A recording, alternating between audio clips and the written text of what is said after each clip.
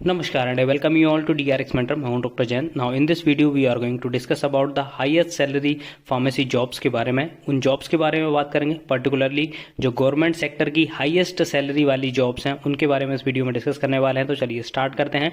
But उससे पहले यदि आपने चैनल को सब्सक्राइब नहीं किया तो चैनल को सब्सक्राइब कर लीजिए, सो दैट आपको फार्मेसी से रिलेटेड जितनी भी इंपॉर्टेंट अपडेट है वो मिलती रहेगी. और एडिशनली आप हमारे चैनल को भी ज्वाइन कर सकते हैं, जहां पर मात्र 29 रुपीज़ में आपको मिलेंगे प्रीवियस ईयर के रेलवे फार्मासिस्ट के क्वेश्चन पेपर, क्योंकि रेलवे फार्मासिस्ट की जो वैकेंसी है वो आने वाली है. यदि आप वो क्वेश्चंस को प्रीवियस ईयर के अटेम्प्ट करेंगे तो कई बार चांसेस होते हैं कि क्वेश्चन रिपीट होते हैं, तो उनमें आपको बहुत ज़्यादा हेल्प मिलेगी. चलिए स्टार्ट करते हैं आज की वीडियो. हाईएस्ट सैलरी जॉब के बारे में इस वीडियो में डिस्कस करेंगे. तो देखिए, वैसे तो आप प्राइवेट में भी जॉब कर सकते हैं, बट आजकल बहुत लोगों का जो सबसे ज़्यादा कंसर्न होता है कि उनको गवर्नमेंट जॉब चाहिए होती है. तो गवर्नमेंट जॉब कौन कौन सी हैं? गवर्नमेंट जॉब आप देख सकते हैं, यहाँ पर मैंने लिस्ट की हुई है. असिस्टेंट प्रोफेसर आप बन सकते हैं, साइंटिस्ट बन सकते हैं, फार्मासिस्ट बन सकते हैं, ड्रग इंस्पेक्टर बन सकते हैं, ड्रग कंट्रोल ऑफिसर आप बन सकते हैं, असिस्टेंट ड्रग इंस्पेक्टर बन सकते हैं, ड्रग एनालिस्ट बन सकते हैं, टेक्निकल असिस्टेंट बन सकते हैं, रिसर्च असिस्टेंट आप बन सकते हैं गवर्नमेंट सेक्टर में. देखिए, ये जो जॉब है जनरली हमें दो जॉब के बारे में पता होता है, या तो हम फार्मासिस्ट के बारे में प्रिपरेशन करते हैं या ड्रग इंस्पेक्टर के बारे में सुन रखा होता है. बट यहाँ पर देखिए, आप लगभग नियरली 10 ऑप्शन आपके पास हैं जो कि आप प्रिपरेशन कर सकते हैं यदि आपको सही गाइडेंस मिलती है और यदि आप कंटिन्यूसली पढ़ते जाते हैं. जैसे इसमें देखिए, कई जॉब ऐसी हैं जिनमें आपको पढ़ना पड़ेगा. ऐसा नहीं है कि सिर्फ आपने डी फॉर्म बी फॉर्म किया इसके बाद आपको ये जॉब्स मिल जाएंगी. तो इस वीडियो में कंप्लीट डिस्कस करेंगे. डिसेंडिंग ऑर्डर में हम बात करेंगे जो हाईएस्ट पैकेज सैलरी है उससे लेके जो लोएस्ट पैकेज सैलरी है गवर्नमेंट सेक्टर में, उसके बारे में बात करेंगे. उसकी क्या एलिजिबिलिटी होती है, क्या प्रमोशन चैनल होता है, तो सभी को डिटेल में डिस्कस करेंगे. लास्ट तक हमारे साथ बनी रहिए. सबसे पहली जो जॉब है हाईएस्ट पेइंग, वो है असिस्टेंट प्रोफेसर की. देखिए, असिस्टेंट प्रोफेसर की सैलरी जो होती है आज के समय में जो बता रहा हूँ आपको, 92,000 पर मंथ आपको ये मिलेगी इसमें सैलरी. एलिजिबिलिटी की बात करें तो सबसे पहले आपको बी फॉर्म करने पड़ेगा. बी फॉर्म करने के बाद मास्टर्स करना पड़ेगा, मतलब एम फॉर्म करना पड़ेगा. एम फॉर्म के बाद आपको पीएचडी करना पड़ेगा और पीएचडी के बाद आप एलिजिबल हो जाते हैं असिस्टेंट प्रोफेसर के लिए. ठीक है. प्रमोशन चैनल की बात करें तो प्रमोशन में आप एसोसिएट प्रोफेसर बन सकते हैं असिस्टेंट के बाद. देन फिर आप प्रमोट होकर प्रोफेसर बन सकते हैं और प्रोफेसर के बाद आप एलिजिबल हो जाते हैं वाइस चांसलर के लिए, जो भी सेंट्रल गवर्नमेंट के इंस्टीट्यूट होते हैं. अब यहाँ पर आप कहाँ कहाँ पे असिस्टेंट प्रोफेसर बन सकते हैं? आप सेंट्रल गवर्नमेंट की जो इंस्टीट्यूट होते हैं, जैसे सेंट्रल यूनिवर्सिटीज हो गई, या फिर सेंट्रल गवर्नमेंट के जो पर्टिकुलर कॉलेजेस होते हैं जैसे नाइपर हो गए, उनमें आप असिस्टेंट प्रोफेसर बन सकते हैं. और आप बन सकते हैं स्टेट गवर्नमेंट के जो कॉलेजेस होते हैं उनमें आप असिस्टेंट प्रोफेसर बन सकते हैं, और स्टेट गवर्नमेंट की यूनिवर्सिटीज में भी आप असिस्टेंट प्रोफेसर बन सकते हैं. नेक्स्ट जो हाईएस्ट पैकेज सैलरी जॉब है वो है साइंटिस्ट बी की. साइंटिस्ट की सैलरी की बात करें तो सैलरी इसमें 92,000 नियरली इक्विवेलेंट ही होती है. एलिजिबिलिटी की बात करें तो आपके पास मास्टर्स होनी चाहिए, मतलब बी फॉर्म के बाद आपका एम फॉर्म होना चाहिए, एम फॉर्म के बाद पीएचडी. पीएचडी के बाद एलिजिबल हो जाते हैं आप साइंटिस्ट बनने के लिए. और इसके प्रमोशन चैनल की बात करें तो प्रमोशन साइंटिस्ट बी से साइंटिस्ट सी होता है, सी के बाद देन ई, डी, ई, एफ तक जाते हैं और फिर उसके बाद आप एलिजिबल हो जाते हैं डायरेक्टर बनने के लिए. डायरेक्टर आपने सुन रखा होगा, जैसे नाइपर्स के जो डायरेक्टर होते हैं वो साइंटिस्ट से प्रमोट होकर या फिर असिस्टेंट प्रोफेसर भी वहां प्रमोट होकर डायरेक्टर बन सकते हैं. अब आप कहां कहां पे साइंटिस्ट बन सकते हैं? तो देखिए, जो आईसीएमआर की लैब्स होती हैं, जो सीएसआईआर की लैब है, जैसे सीडीआरआई में आप बन सकते हैं. और भी ऐसे जहां पर फॉर्मुलेशन डेवलपमेंट का काम होता है वहां पर आप साइंटिस्ट बन सकते हैं. जैसे आईआईटीआर हो गया, आप वहां पे बन सकते हैं. सीडीआरआई हो गया, बन सकते हैं. सी मैप में बन सकते हैं. एनबीआरआई में भी वैकेंसी आई थी. तो ऐसे सीएसआई के इंस्टीट्यूट है जहां पर आप साइंटिस्ट भी बन सकते हैं. नेक्स्ट जो जॉब है वो है ड्रग इंस्पेक्टर की या ड्रग कंट्रोल ऑफिसर की.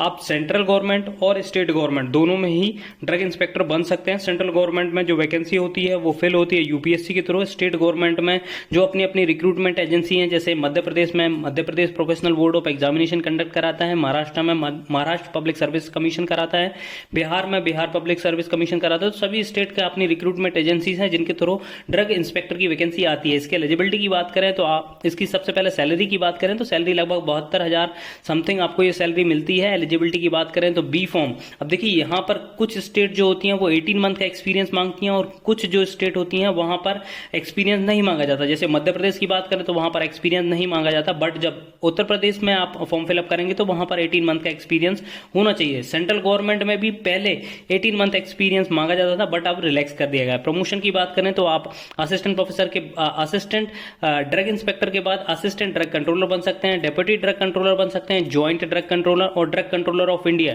जो कि DCGI सिर्फ एक ही होता है इंडिया का, वो आप बन सकते हैं। नेक्स्ट जो जॉब है वो असिस्टेंट ड्रग इंस्पेक्टर की। असिस्टेंट ड्रग इंस्पेक्टर भी आप स्टेट में भी और सेंट्रल में भी बन सकते हैं। सेंट्रल में जो लास्ट टाइम वैकेंसी आई थी वो SSC के थ्रू आई थी। स्टेट गवर्नमेंट में अपनी अपनी रिक्रूटमेंट एजेंसी है, उनके थ्रू असिस्टेंट ड्रग इंस्पेक्टर की वैकेंसी आती है। सैलरी की बात करें तो नियरली 62,000 सैलरी पर मंथ मिलती है। एलिजिबिलिटी आपके पास बी फॉर्म होना चाहिए। प्रमोशन चैनल की बात करें तो आप ड्रग इंस्पेक्टर, फिर then assistant drug controller, deputy drug controller, joint drug controller of India तक आप बन सकते हैं। नेक्स्ट जो आपकी जो जॉब है वो है ड्रग एनालिस्ट की।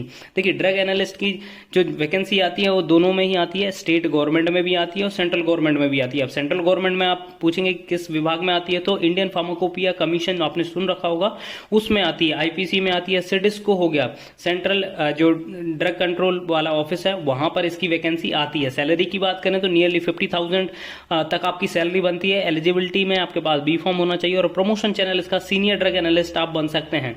ठीक है। नेक्स्ट जो है जॉब वो है रिसर्च असिस्टेंट की। आप गवर्नमेंट के जैसे सेंट्रल गवर्नमेंट में जनरली ये वैकेंसी देखने को मिलती है, CCRS हो गया या ICMR वगैरह जो इंस्टीट्यूट होते हैं वहां पर आप रिसर्च असिस्टेंट बन सकते हैं। सैलरी लगभग 62,000 पर मंथ होती है। एलिजिबिलिटी बी फॉर्म होती है। प्रमोशन की बात करें तो आप सीनियर रिसर्च असिस्टेंट फिर रिसर्च ऑफिसर तक इस पोजीशन के बाद जा सकते हैं। नेक्स्ट जो जॉब है वो है टेक्निकल असिस्टेंट की। टेक्निकल असिस्टेंट की वैकेंसी जो होती है जैसे नाबी हो गया, IIM जम्मू में निकलती है, रिसर्च इंस्टीट्यूट जो होते हैं वहां पर निकलती है, ICMR में निकलती है, नाइपर में निकलती है, सिडिस्को में निकलती है। टेक्निकल असिस्टेंट की सैलरी लगभग 62,000 पर मंथ होती है। एलिजिबिलिटी आपके पास बी फॉर्म होना चाहिए। प्रमोशन जो होता है वो सीनियर टेक्निकल असिस्टेंट और टेक्निकल ऑफिसर तक आप जा सकते हैं। देखिए टेक्निकल ऑफिसर बनने के लिए आपके पास मास्टर डिग्री होना चाहिए, तब आपका प्रमोशन होता है। नेक्स्ट जो जॉब है वो है फार्मासिस्ट की। देखिए फार्मासिस्ट का सबसे लेवल कम होता है, लेवल 5 की जॉब होती है। आप फार्मासिस्ट स्टेट गवर्नमेंट में भी बन सकते हैं और सेंट्रल गवर्नमेंट के इंस्टीट्यूट में भी बन सकते हैं। स्टेट गवर्नमेंट की बात करें तो आपको पता है जो हॉस्पिटल्स होते हैं या फिर जो रिसर्च इंस्टीट्यूट होते हैं उनमें फार्मासिस्ट की वैकेंसी आती है। बाकी सेंट्रल गवर्नमेंट में SSC के थ्रू CGHS में आती है। ESIC अपना खुद का एग्जाम कंडक्ट कराता है। RRB का तो शेड्यूल्ड ही है। कोल माइंस में भी वैकेंसी आई हुई है। देखिए रिसेंटली मैंने एक वीडियो बनाई थी कोल माइंस रिलेटेड, बट उसमें सिर्फ इंटरनल कैंडिडेट के लिए, जो डिपार्टमेंट कैंडिडेट हैं उनके लिए एलिजिबल किया गया है। ऑल इंडिया लेवल पे ये वैकेंसी नहीं है। SBI में भी आप फार्मासिस्ट बन सकते हैं, आर्मी में फार्मासिस्ट बन सकते हैं, BSF में फार्मासिस्ट बन सकते हैं, असम राइफल्स में भी फार्मासिस्ट की वैकेंसी निकलती है। पैरा मिलिट्री जो होती है, जैसे कि आपको पता है रिसेंटली ITBP वगैरह में भी वैकेंसी आई हुई है। IIT में आती है, IM में आती है, NIT में वैकेंसी आती है, ISER में आती है, सेंट्रल यूनिवर्सिटीज में फार्मासिस्ट की वैकेंसी आती है। इसकी सैलरी की बात करें तो ये सैलरी होती है लगभग 52,000 पर मंथ सैलरी होती है। ठीक है। और एलिजिबिलिटी आपके पास बी फॉर्म डी फॉर्म दोनों ही यहाँ पर एलिजिबल होते हैं। देखिए कुछ जॉब में सिर्फ डी फॉर्म वालों को एलिजिबल किया जाता है, कुछ में बी फॉर्म वालों को एलिजिबल किया जाता है। ठीक है। जैसे जहां पर डी फॉर्म वालों को एलिजिबल किया जाता है वहां पर मोस्टली एक्सपीरियंस मांगा जाता है। 2 ईयर का आपके पास एक्सपीरियंस होना चाहिए या फिर 1 ईयर का एक्सपीरियंस मांगा जाता है। वो एक पर्टिकुलरली जैसे 50 बेडेड हॉस्पिटल या 100 बेडेड हॉस्पिटल में उसका एक्सपीरियंस मांगा जाता है। प्रमोशन चैनल की बात करें तो आप फार्मासिस्ट बनते हैं, फार्मासिस्ट के बाद सीनियर फार्मासिस्ट, सीनियर फार्मासिस्ट के बाद pharmacy officer, senior pharmacy officer.